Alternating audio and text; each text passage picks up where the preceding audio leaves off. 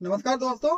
जरा सोचिए, एक ऐसी संस्था जो दुनिया का सबसे मुश्किल काम करती है, यानी इंसान को अंतरिक्ष में भेजना, और उसी संस्था के 100 से ज्यादा वरिष्ठ वैज्ञानिकों ने कुछ ही हफ्तों के अंदर अपना इस्तीफा दे दिया है। ना ये कोई फिल्म की कहानी नहीं है, ये असल में इसरो के साथ हो रहा है। वही इसरो जिसने चंद्रयान 3 के जरिए चांद पर उतरकर पूरी दुनिया को चौंका दिया था और बिना किसी असफलता के मंगल ग्रह तक अपना यान पहुंचा दिया था। लेकिन आज इसी इसरो को अपने वैज्ञानिकों को रोकने के लिए एक इमरजेंसी मेमो तक जारी करना पड़ रहा है।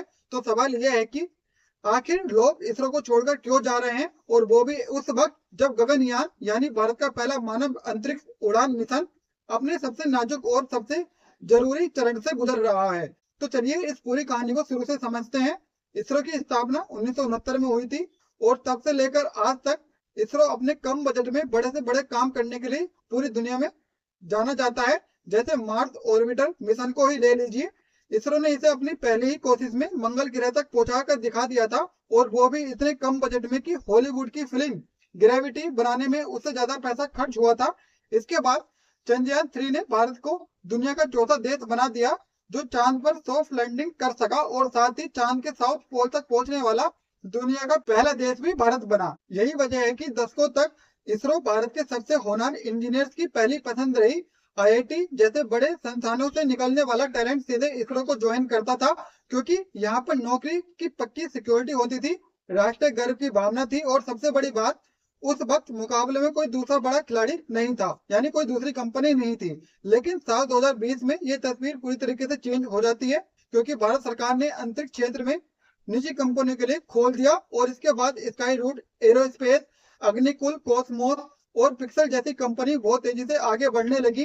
और 2026 तक आते आते भारत में 200 से ज्यादा निजी कंपनियां अंतरिक्ष क्षेत्र में खड़ी हो चुकी हैं। यानी पहली बार इसरो के अनुभवी वैज्ञानिकों के पास एक ऑप्शन है दूसरी कंपनी में जाने का। अब जरा हम असली आंकड़ों पर नजर डालते हैं, तो पिछले कुछ महीनों में 100 से 120 के करीब वैज्ञानिकों ने इसरो को छोड़ा है।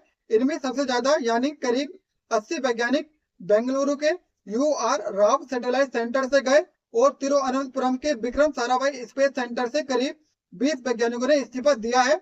इस लिस्ट में विक्टर जोसेफ जैसे नाम भी शामिल है, जो LVM-3 रॉकेट प्रोजेक्टर के डायरेक्टर थे, और साथ ही चंद्रयान 3 की टीम से जुड़े वैज्ञानिकों ने भी इस्तीफा दिया है।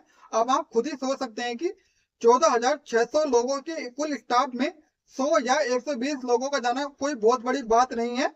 लेकिन असली दिक्कत यह है कि ये जो सारे लोग गए हैं वो सीनियर वैज्ञानिक और प्रोजेक्ट लीडर हैं, और जब ऐसा कोई सीनियर व्यक्ति जाता है तो सिर्फ एक इंसान नहीं जाता, बल्कि उसके साथ सालों का अनुभव और वो गहरी समझ भी चली जाती है, जो सिर्फ सालों तक काम करने के बाद ही हासिल होती है।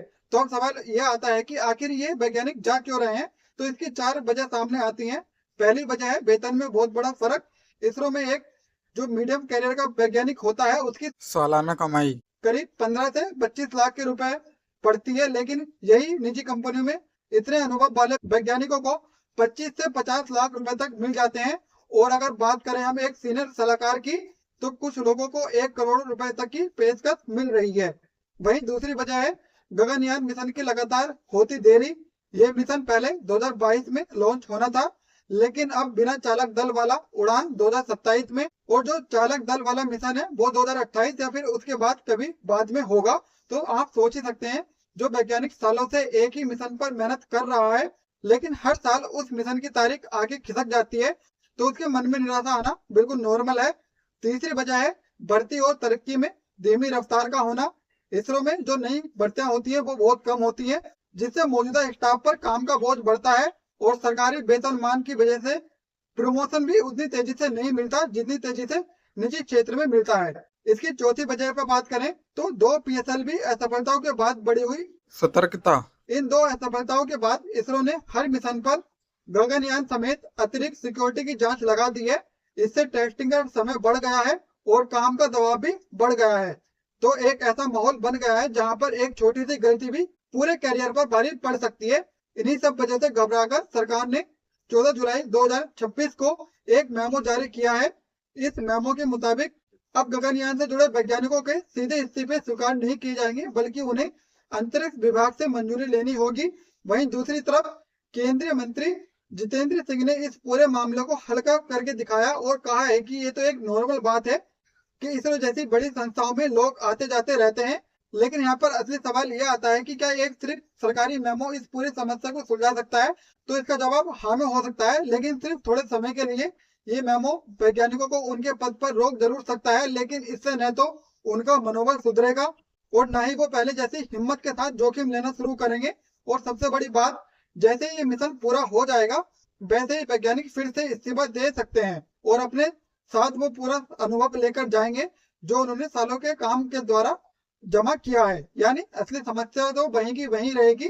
तो हमारी सरकार को करना यह होगा कि अगर वैज्ञानिकों को रोकना है तो उनको बेहतरीन सिक्योरिटी और एक पैकेज अच्छा देना होगा, क्योंकि हमारे पास्ट में भी हमने देखा है कि जो हमारे साइंटिस्ट हैं वो अमेरिका क्यों जाते हैं, क्योंकि वहां पर उनको अच्छी लाइफ मिलती है, अच्छी सैलरी मिलती है, जो हमारी सरकार साइंटिस्टों को दे नहीं पाती ना। तो इसका सोल्यूशन सिर्फ यही हो सकता है कि हमारे साइंटिस्ट को एक सिक्योर करियर दिया जाए ना। तो इस पर आपका क्या मानना है?